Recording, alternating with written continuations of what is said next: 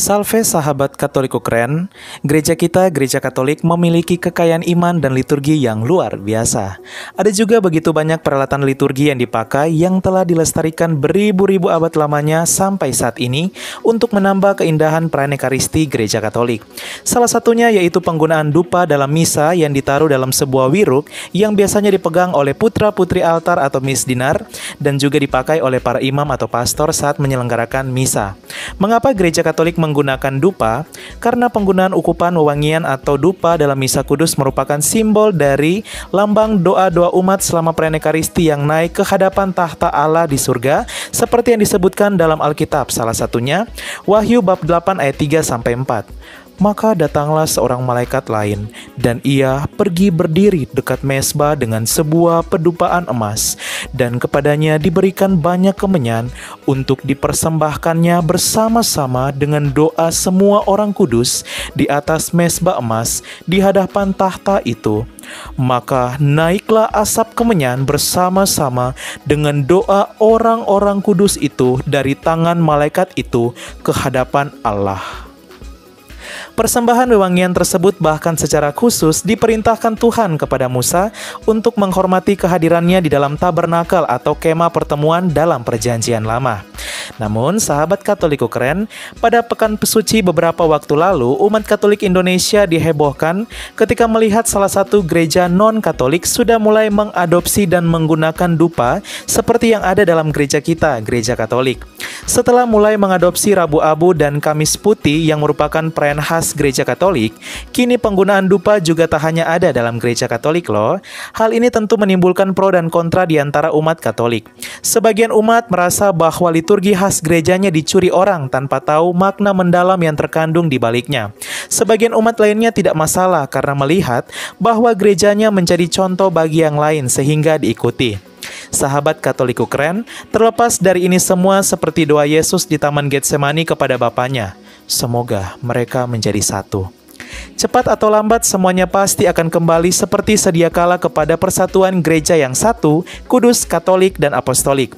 Umat Katolik di seluruh dunia dipanggil untuk mendoakan persatuan umat Kristiani, baik Protestan, Katolik, Ortodoks, maupun Anglikan. Apapun hal yang ditiru dari Gereja Katolik, entah sebagai cara baru untuk mencari anggota baru atau hanya sekedar suka saja tanpa tahu maknanya, sebagai sesama pengikut Kristus sudah sepatutnya kita bersyukur karena tanda-tanda persatuan gereja mulai terlihat. Seperti sebagian dari Gereja Ortodoks Timur dan Anglikan Inggris yang telah bersatu kembali dengan Paus di Roma dan telah kembali ke pangkuan bunda gereja, yaitu Gereja Katolik. Semoga persatuan penuh secara menyeluruh itu kita harapkan segera terwujud. Sekian dan terima kasih. Damai Paskah menyertai kita semua dan bangga menjadi orang Katolik yang meski terkadang dihina ajaran dan liturginya, namun pada ujung-ujungnya diikuti juga. Salve!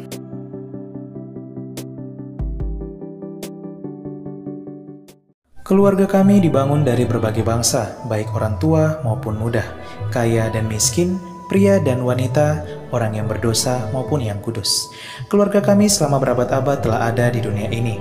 Dengan rahmat Tuhan, kami membangun rumah sakit dan merawat orang sakit.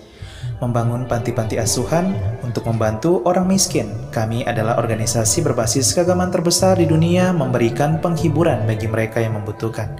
Kami mendidik lebih banyak orang dibandingkan organisasi lain. Kamilah yang mengembangkan metode ilmiah dengan pembuktian yang ilmiah juga.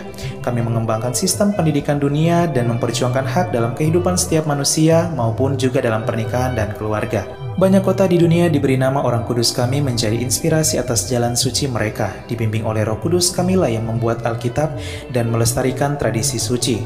Roh Kuduslah yang masih terus membimbing kami hingga lebih dari 2000 tahun. Kami adalah Gereja Katolik. Dengan jumlah anggota keluarga lebih dari 1 miliar memberikan sakramen sebagai pemenuhan hidup iman Kristiani. Selama berabad-abad kami selalu berdoa untukmu dan juga untuk dunia setiap jam dan setiap hari dalam misa yang kudus. Yesus sendirilah yang mendirikan gereja kami ketika ia mengatakan kepada Petrus, pemimpin gereja Katolik pertama, "Engkau adalah Petrus dan di atas batu karang ini akan kudirikan gerejaku." Selama 2000 tahun kami memiliki garis kepemimpinan yang tak terputus, yang membimbing gereja Katolik untuk mengasihi dunia yang saling melukai di dalam dunia yang dipenuhi kekacauan dan luka. Sungguh meneguhkan jika kami mengetahui bahwa ada yang tetap berada dalam kebenaran sejati yang kuat, yaitu iman Katolik. Cinta kasih yang kekal dari Tuhan dianugerahkan kepada seluruh ciptaannya. Jika Anda jauh dari gereja Katolik, kami mengajak Anda untuk mengunjungi gereja Katolik hari ini karena kami selalu terbuka. Kami adalah keluarga besar yang dipersatukan oleh Yesus Kristus yang adalah Tuhan dan Juru Selamat kami. Kami adalah gereja Katolik, selamat datang kembali ke rumah yang sejati.